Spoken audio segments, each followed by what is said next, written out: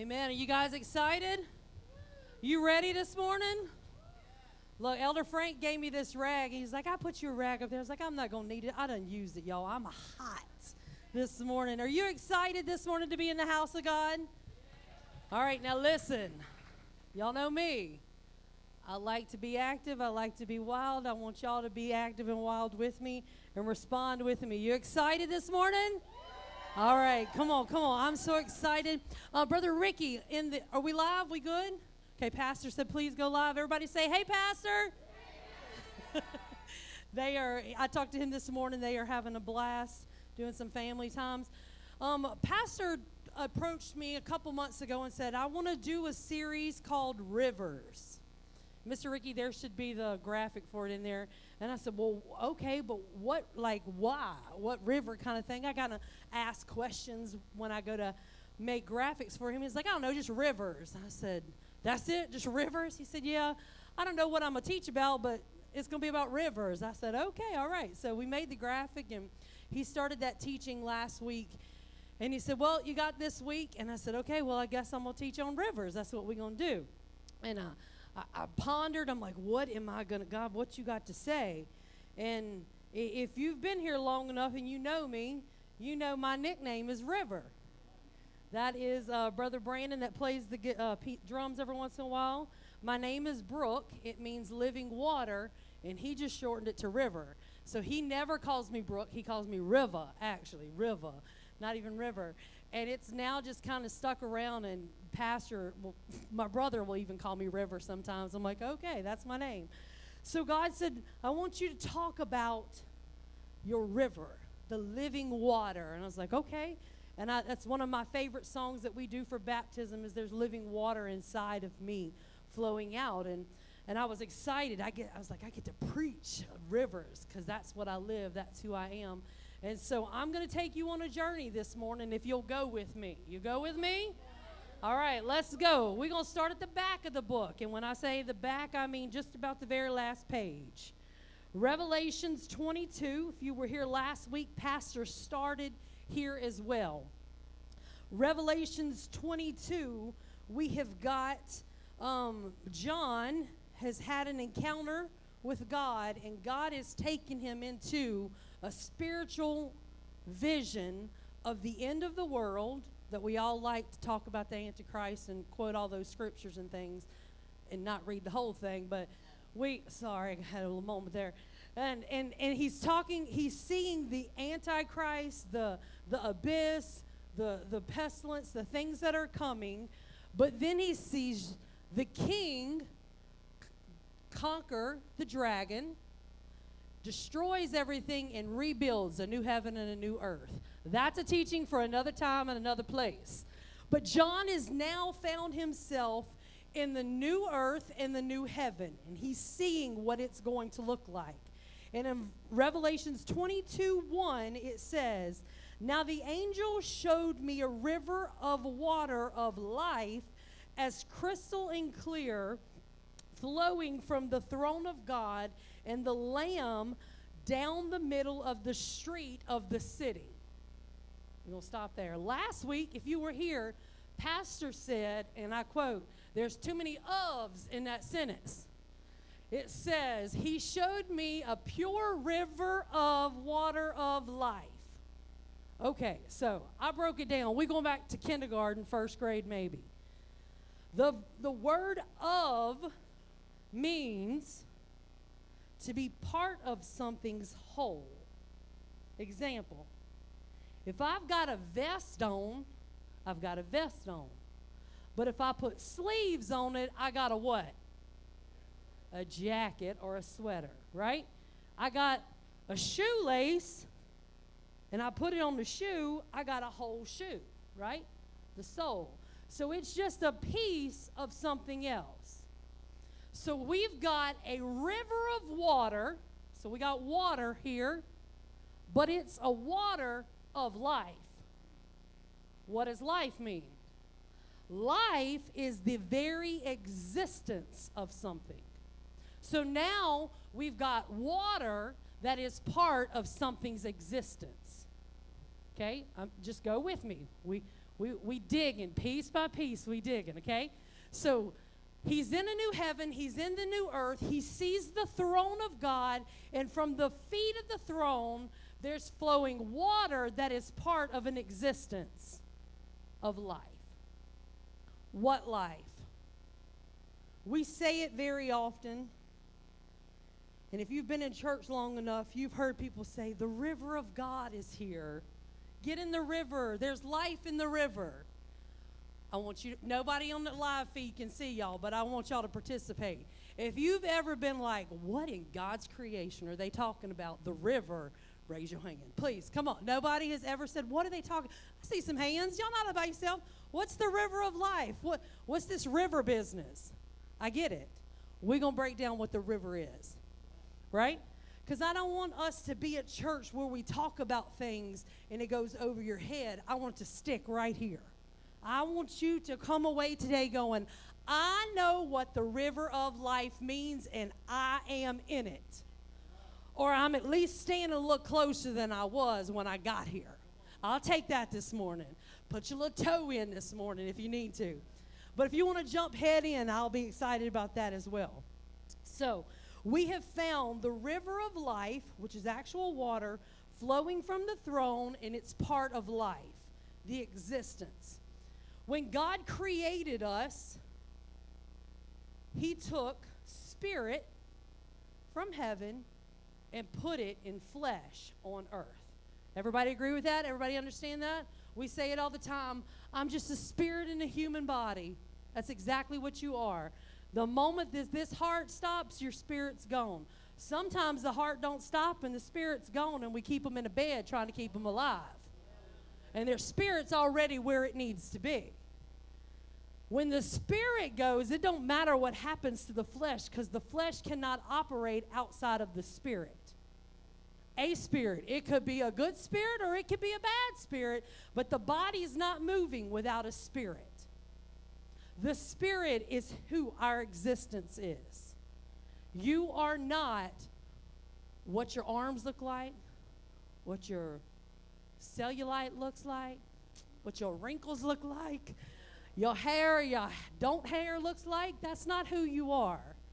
Who you are is inside. That's your existence. And this river is created and intended to be part of that existence. Does that make sense? The river that flows from the throne was intended to be part of your existence. You were intended to have water flowing out of you, spiritual water. You were intended and created to have a spiritual flowing river of living water coming out of your life in everything you do. That's what you were created. We sang it this morning. I was created to love. Love is part of that river. That is who God's designed us to be and what he's called to be put into us. So let's talk about this river a little bit. What do we know about the river so far? It's water and it's part of our existence and it should flow through us. Let's go now to the front of the book, Genesis 2. Just hopping y'all around. I'm using a few more scriptures than what I normally do, but when Jesus broke this down, I couldn't type fast enough. I didn't try to write these notes. I just had to type them because it was coming so fast. You guys good? Everybody's good? Okay. Have you learned something yet? If not, we're going to get there. Let's go. And the Lord God planted a garden eastward in Eden, and there he put the man whom he had formed. And out of the ground made the Lord God to grow every tree that is pleasant to the sight and good for food, the tree of life also in the midst of the garden, and the tree of knowledge of good and evil. Verse 10, we're going to stop at 10. And the river went out of Eden to water the garden, and from hence it was parted and became 4 heads. And they go on to talk about the 4 rivers that this one river splits into. And if a river's big enough to split into 4 rivers, then that's a river, right? That's not just like a little creek. We got a creek behind my mother-in-law's house that's about that wide that my kids live in. That's not what we're talking about. We're talking about a teeming river like the Mississippi, which I would think would probably have to be bigger to split off into 4. there is a river. So God's created the garden, and we all think about the garden as a place of perfectness, right? God created the animals there, the trees there. It says every tree that was pleasant and had good fruit. So we know that it was a wonderful place to be. But still, in the middle of wonderfulness, it says, and the river went out to water the garden. Even if life right now is pretty, and even if you got all the money to pay your bills, and you got a little extra to go out to Salty Joe's after church, and you got a little extra to buy this and buy that, you still need a river feeding your existence. You will never, never be so comfortable in your life that you don't need a river flowing into your life. And the day you think you don't need a river is the day that your garden is going to begin to dry up. You might be wealthy for a season, you might have the things you need, but there will always be some empty void in that garden if you don't have a river teeming with life flowing through. Maybe you're not in a garden season. That's okay. We got you. Go over to Joel. I preached out of Joel last time I was up here. If you don't know where Joel is, don't worry. It's just one verse. I'll read it for you. How about that? Joel 3:18. And I'm going to read the second part of it. And it says, the ravine of Judah will run with water. We know Judah means praise, right? Praise. From praise will run water, and a fountain will flow out of the Lord's house and will water the valley of Acacia. I was like, well, what's Acacia? Like, I had to Google how you even say it. I was like, I don't even know how you say this. Acacia means the dry, thorny place. So if you're not in a luscious garden with all your bills paid, maybe you're in a thorny valley where you struggling. Look, I got a car 1 month before COVID hit. Praise the Lord. A new car with a car note. Anybody else? A car note before COVID hit. Oh. No, you can't, Siri, but I know who can. Okay? Siri said she can't help pay me notes. You can't, but I know a river that can, Siri. I know a river that can. Come on. You might be in a thorny place and you got notes due and you got rent due and you got babysitter bills. Look, I got 3 kids. I know the cost of a babysitter. Just little places like that. You might be in a thorny place where you're like, God, I can't move very much because everywhere I turn, it's poking. I was at work a couple weeks ago, and one of our supervisors, she's an elderly lady, she's in a wheelchair, and she's got some little roses right outside her window. So me and one of the firemen that work with me, we went and trimmed the roses. That was our job duty for the day. And it was days later that I was still finding prickly things and thorns in my hand that were festering and coming out. And so you may be in a place where those thorny pieces are still following you around. They still digging in. But it says, even in the thorny place, out of praise, out of Judah, will a fountain flow from the Lord's house into that valley. So you might be comfortable and sitting and you need a valley, and you need a river, and you might be in a thorny place and you need a river. The moral of the theme in the story is everybody need a river. Everybody needs the river.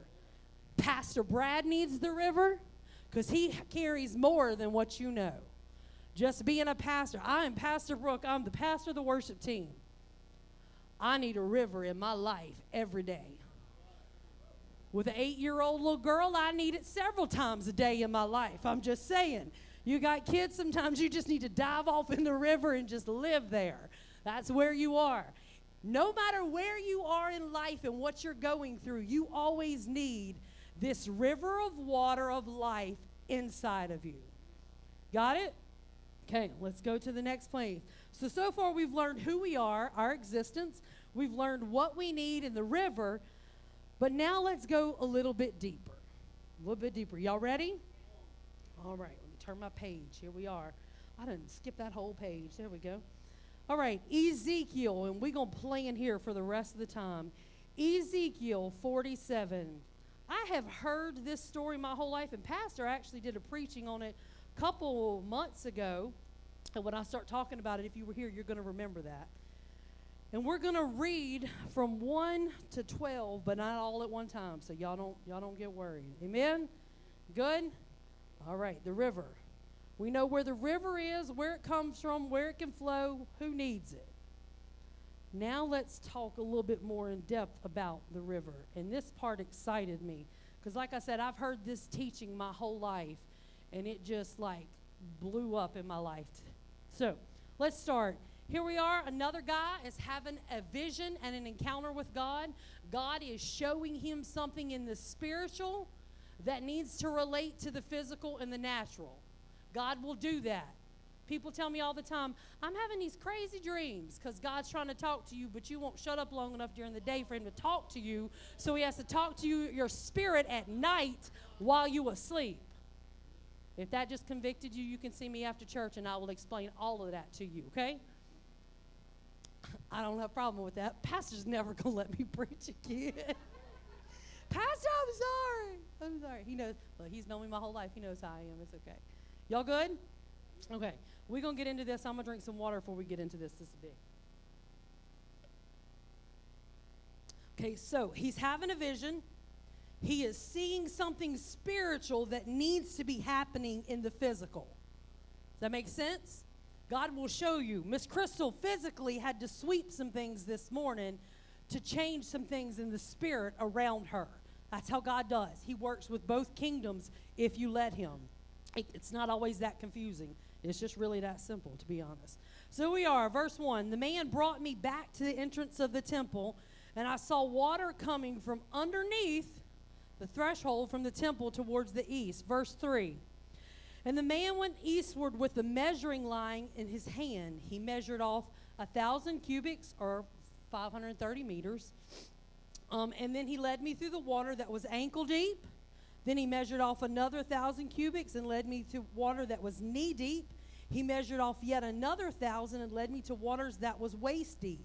And yet again he measured off another 1,000 into the river, so I could not pass, because the river had risen and was deep enough to swim in, a river that no one can cross. And he said, Son of man, do you see this? We're going to stop there. A river running east. That's the east, right? Am I right? That's the east. So this river's running east. What is that, east? I don't know. I'm asking you. What? We'll go that direction for right now. We'll go between you guys. So there's a river running east, but from the south. So we're going to do north, south, east, west, okay? There's a river coming from the south, but it's running east. That on southeast. It's running southeast, he said.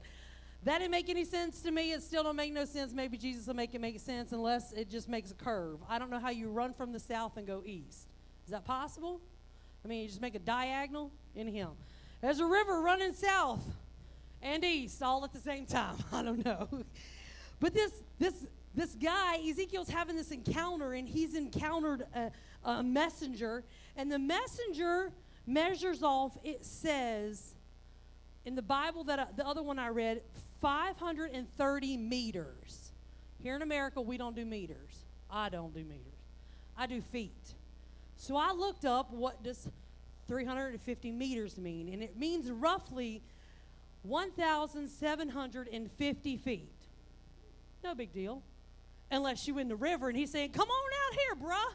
You know, like some rivers, you step off and you just go straight down. He's like, come on out 1,750 feet. Trust me. But even that, he went out, and it was just ankle deep. So he did it, and then he got knee deep and waist deep, and the fourth time it was up to his neck. I'm just quirky like this. And so I decided to go back to third grade, and I multiplied 1,750 times 4. That's what we did, 4 times, right? And it equals 7,000. Doesn't mean anything to you. I understand that. That's okay. It's going to. Is that right? That's what the calculator said. Is that what you said? I thought you was telling me I added it wrong. Sorry. I was like, that's what the calculator said. We don't trust my math at my house. I'm sorry. We just don't do it. We don't trust my math. Anyhow, so it says he took me 4 times 1,750 feet. That's 7,000 feet he took me into this river. Now, I don't know how wide the Mississippi is, and it might be 7,000 feet. I don't know. But that's an awfully big river, and I've only gone halfway. Right? That's a big river. But what's even more incredible is that if you go into sea level 32 feet, the pressure changes so much you're in a completely different atmosphere. You didn't catch it, so let me take you down. If I was going to walk from here, I've been to several places where we've hiked mountains. And you walk up and you get to a point where your ears start popping. You know, you're going to chew some gum, something. You know what I'm saying? Your body's about worn out because you got there, because we in Louisiana, we walk this way. We don't walk this way. Right? You know what I'm saying? So our bodies are like, we don't walk this way. We walk this way. And so your body is aching a little bit, and you're like, okay, I'm breathing a little heavy. It's all right. That's at 32 feet. The atmosphere has changed. Can you imagine going 7,000 feet into a river? You can't handle that. You can't handle that. If you go into every atmosphere you go up to on a mountain, let's go up for a second. You go up, the vegetation changes, the air changes, the effects on your body changes. People have died on Everest because they can't think right. It gets too cold. They don't have enough oxygen. Their bodies won't make it, and they can't think right enough to go, I'm in danger. I need to get out of here, because the atmosphere has changed so drastically in their life. The same thing happens if you go under the water. The river of God has got to be so deep in our life that every level that we go, whether it be our ankle, whether it be our knee, whether it be our waist, or whether it be over our head, that it has got to change who we are, the way we act, the way we talk, what we watch on TV, what we say out of our mouth, and the things that we do in our life. And if you are not actively allowing the river of God to flow out of you and change your life, then you need to question if you are even in the river. The river of God has got to be in your life, and it has actively got to be churning and moving and roaring through your life in every capacity of your life. The Bible says that Jesus is coming back for a pure and spotless bride. A pure and spotless bride ain't going to be out on Saturday night where they shouldn't be and try to be pretty on Sunday. A pure and spotless bride is not going to be inebriated one day and worshiping Jesus the next day and saying, ain't nothing wrong with me.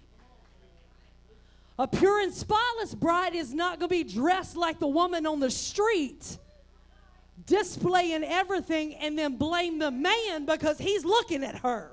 That's not the bride of Christ. And I'm probably never going to preach on live again. I do not stand for the fact that these teenage girls and women have to dress a certain way and they get mad at my husband because he happened to glance at her. It's a condition in his heart that he might need to work on. But baby, you need to go get some clothes on. You need to understand your dignity, who you are, and dress accordingly to who God has created you to be. And you'll never do that until you have a river flowing through your life. If you run a business and you are not an honorable businessman, don't come sit giving your tithe. The church don't need your wicked tithe. Pastor Brad's really never going to let me. I'm telling you, there are people I know with businesses that are actively not right. In their spiritual life, in their marriage life, in their business life. And I don't want to support your business. I don't want no money from you. I don't need no donations from you because I don't need your wealth into my life because I got a river that can supply everything. And if we are going to call ourselves the body of Christ, the bride of Christ, we've got to begin to live in an integrity of the river. There is an integrity inside this river. You think that unclean water comes from the throne of God? The throne of God. The ultimate creator of the universe that has fashioned and formed all of this ain't gonna let muddy water come out from under his feet. That is not what's gonna happen. And he's not gonna let muddy water flow through your life. If we are going to be the people of God and in leadership and serving on serve teams and leading this and doing that and hold these titles and be these people of God, there's got to be an integrity of the river flowing through us. There's got to be a river of life. And today you might not be in the river at all, and you say, you know what? I'm going to at least step in and get ankle deep. That has changed your life. That's all God. God's not asking, hey, God will love it if you just jump head in and say, you know what, God, do whatever you got to do. Whatever it takes to wreck me, whatever it takes to clean me and wash me, I'll throw it away, I'll put it down, I'll let it go. God will say yes and amen. But also, God knows the obedience if you say, you know what, Jesus, I don't really know about this river.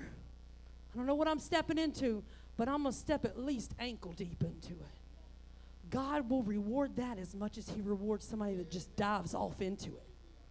But you can't stay at ankle deep because just your feet are getting cleaned. And you stay in water too long, then feet begin to shrivel and look like prunes, right? And they get soft, right? God needs you to be soft and pliable, but he don't need you to be so undone that you begin to fall apart, right? Water will destroy. There's an ancient Chinese torture that I learned about in high school. They'd lay people down and just drop a drop of water. One drop of water. Right here.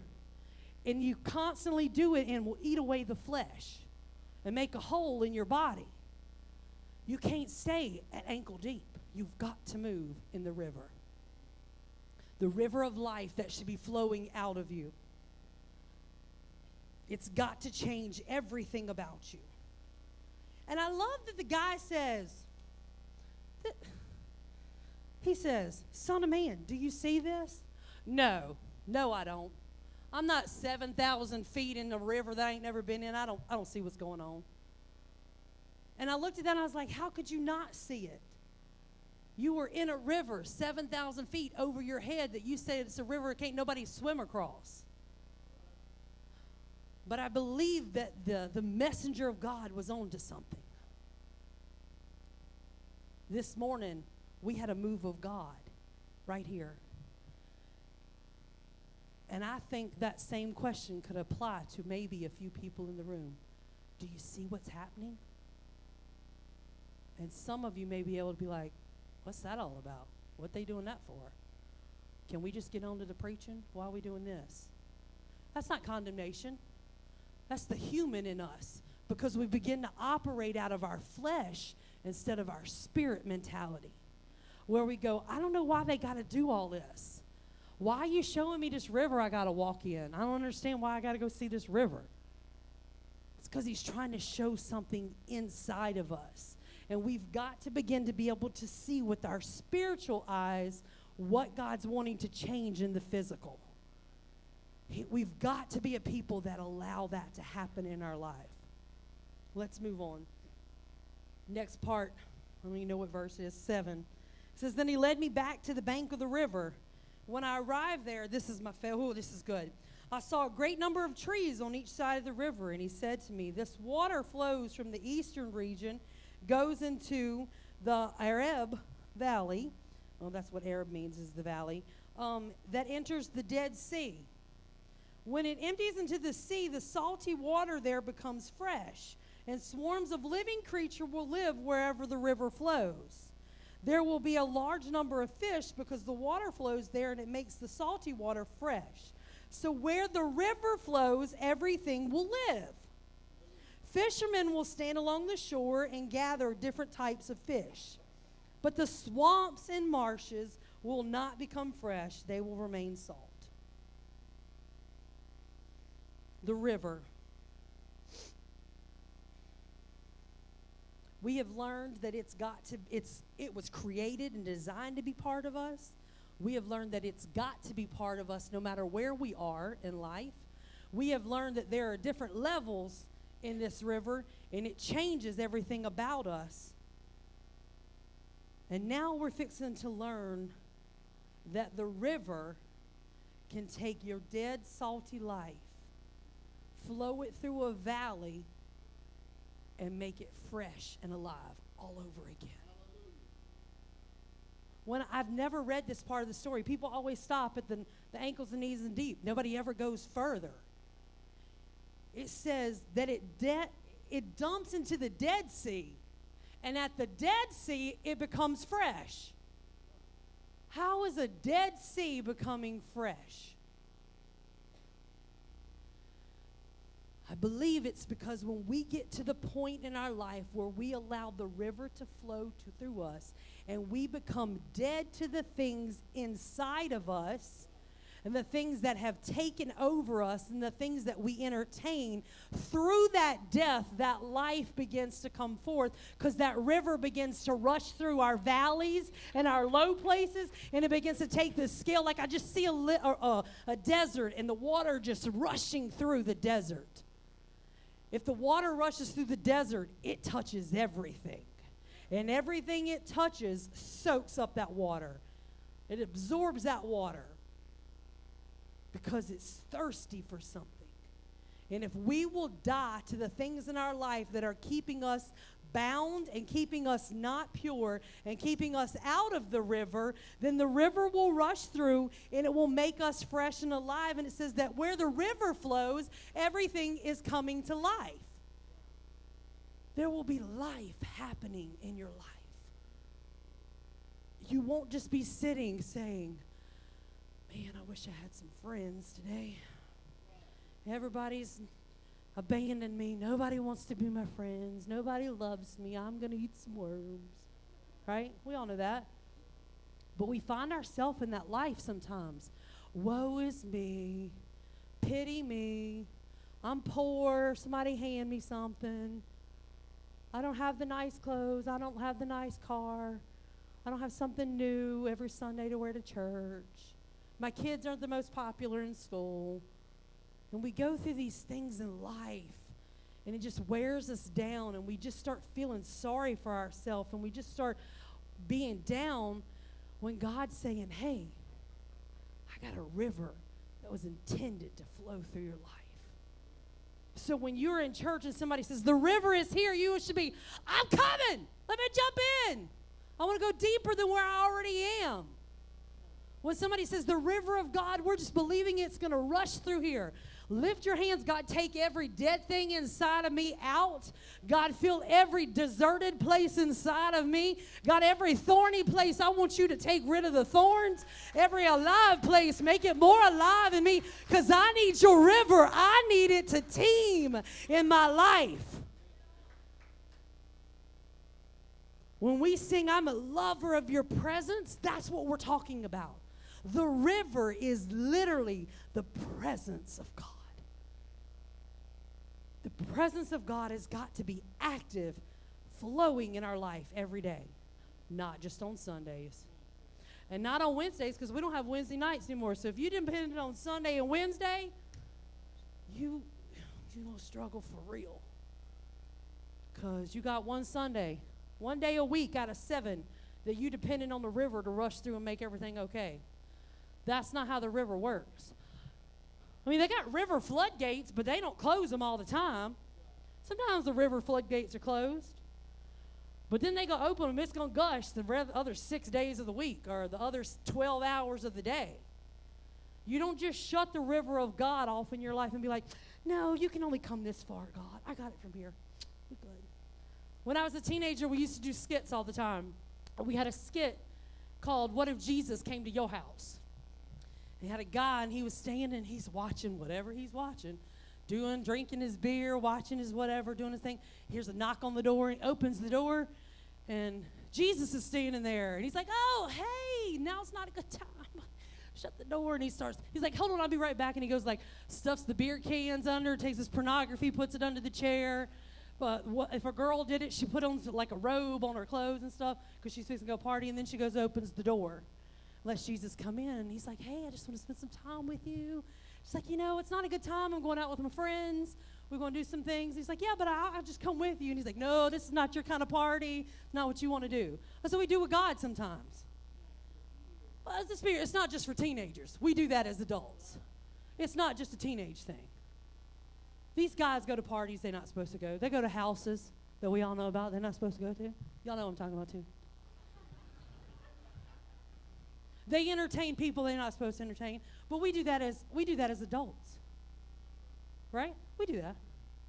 Well, I'm gonna hang out with these people. They're not the best people, but I'm gonna go hang out, and minister to them. Right? Margarita Thursday is not ministering to them, okay? I'm just saying. Girls' night out at the bar is not ministering to them. That's not what it is. We go sit around the fire, drink a few, and minister. That's not ministering. That's saying, Jesus, you stay right over here. Keep your river here. I don't need you in my life. I'm going this way. We do that as adults. It's not just for these kids that's behind this door. It's not just for them. Because they're going to grow up and be us one day. They're going to grow up and be us one day. And if we're not teaching them now how to live our life correctly, they're going to go to the same bar, the same fire pit, and the same house you went to. That's what they're going to do, and then you're going to be up here, pray for my baby. I don't want to pray for your baby. I love them. But I got to spend 6 months trying to undo what you've done for 12 years. That's almost impossible, guys. And we as a people, as a body of believers, have got to start living in the river 24/7. Am I saying you're going to be perfect? No. We have our moments. Pastor and I have our moments all the time. If you know us well enough, you know we have them lots of times. With each other, with our spouses, with the leadership. We have those moments. But we don't just like jump in the river and then jump out and cuss each other out and then jump back in the river. No. We fail, but we fail in the river, and then we allow the river to set us free and to heal us and to convict us and change some things in our life. We don't just get out the river so I can cuss you out real quick and do what I want to do and then jump back in on Sunday morning and say, y'all think we holy. That's not what you do. Because if you do that, then you become like the verse that says, the stale, stagnant swamps. We know what a swamp looks like here in South Louisiana, do we not? Mr. Ward has lived his whole life in the swamps. First time I ever went to the swamps, I went to Mr. Ward's camp as a teenager. And they're like, we're going out on the boat. And I'm like, there's alligators and frogs and things out there. And they're like, yeah, that's what we're going to do. And I'm like, I'm going to stay on the dock. This is where I'm staying right here. Because the swamp, while it can be pretty, it's a dangerous place to be. And if you get lost out there, it's not a good thing, I'm sure. But if you don't live in the river, then do you live in the swamp? Where you live? Where's the team? You can go ahead and come on. We are called to be the sanctuary of God, the temple of God. And if we are called the temple of God and the river flows from the temples, then we should have a river flowing out of us actively.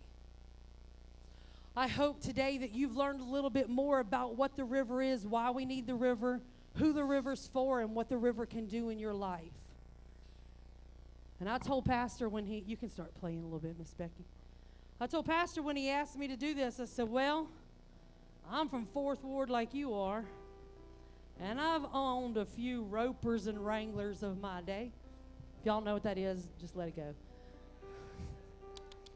I grew up in the 90s. And there was a song that was released when I was in high school by Garth Brooks, and it's called The River. And I always tell my husband, if I ever would have auditioned for American Idol, that's the song I would have sang. Because I can't sing that song or hear that song without crying, because I think about the river of God. It's just a song I think about. So I'm going to walk you through a little bit of this, and then we're going to go into an altar. And he said, you can preach about Garth, just don't bring your Wranglers and your boots. No offense if you wear them. I just don't, and he knows that he wouldn't want to miss that show. So, I know Christy. Christy loves her Wranglers, but I don't. They hurt my feet. I just can't do it. So Garth Brooks, he's talking about the dream and the dreamer and the things in our life being like a river. And if you will, just appease my creativity for a moment. I want you to close your eyes, and I want you to think about the river of God. What do you think it looks like? Garth says that the river is always changing, it's churning, and it's moving. You never know where it's going. That requires trust on our part if we decide to jump in. He says the vessel, the dreamer, us, we're just a vessel that must follow where it goes, learning from what is behind us, not really knowing what's in store. And because of that, we have a daily battle of staying between the shores. The river of God will take you many places in life, and you don't always understand it, and it won't always make sense. And it always won't feel like you think it needs to feel. And it will be a battle some days whether you're going to stay in the river or hop out on the shore.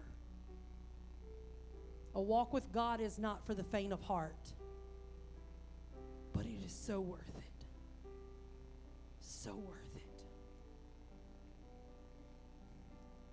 In our human doubt, we trust the river at our ankles, we trust the river at our knees, and we trust it usually at our waist.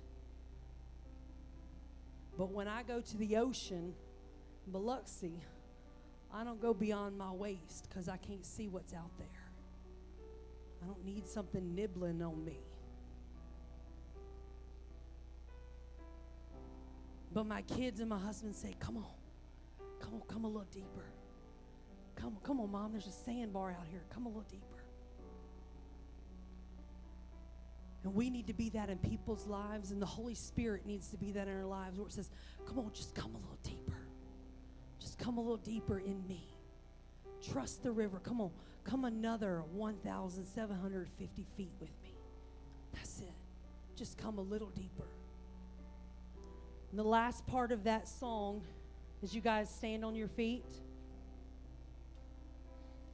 the last part of that song is the part where I always cry, because it says, too many times we set aside on the shorelines and convince ourselves that we're satisfied there. I'm satisfied with Sundays and Wednesdays, Pastor Brooke. I don't need Jesus any more of the days. I'm satisfied just standing in my chair holding on the back of it. I don't need to come jump to the front and wave flags. I'm satisfied with my stuff. I don't need to sweep it away. And we convince ourselves that this is just the best life's going to be. So let's just settle in, make camp, have a weenie roast, watch the waters drift away. And he says, we watch the waters drift away and we put off till tomorrow, but it's now become today. So don't you sit along the shoreline, say you're satisfied. Choose to chance the rapids. Dare to dance the tide. That's my commission to you this morning. Audience on live, people in this building, will you choose to chance the rapids of the river of God in your life? Will you dare to dance on the tides that He's got prepared for you? Are you okay just sitting on the shoreline being satisfied with where you are? That's the altar call this morning. Will you choose to live in the river? Will you choose to step into the river for the first time? Will you choose where you've been safe and comfortable? My worship team, I've pushed them and I've had to say, you're being too safe, you're being too comfortable. Let's go a little deeper. So that's why it's just them this morning, not me. Because I'm pushing them deeper. I'm standing behind them and I'm saying, go Christy, go Christy, go Christy. And Christy can be like, nope, this is far enough for me. Or Christy can say, come walk with me, Christy. Sometimes I might be out of note. Sometimes I might be a little flat. I don't think Miss Brooke really knows what she's doing. I can't do this because I've never done this before. I can't tell people to worship Jesus. And the whole time, I'm leading Christy further and further into the river because Christy's willing to take the steps to go into the river.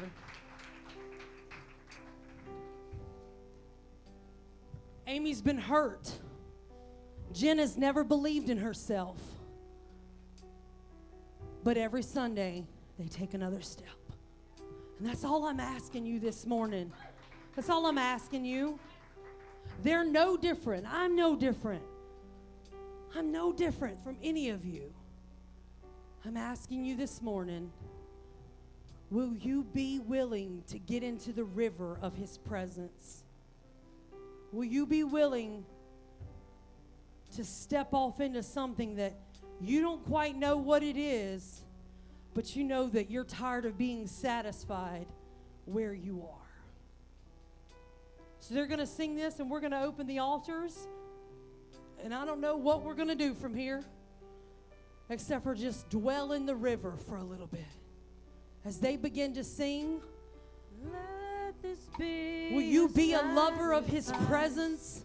Will you say, God, I'm stepping into your river. God, I want to live my life to worship you. I want to live my life to honor you. Let this be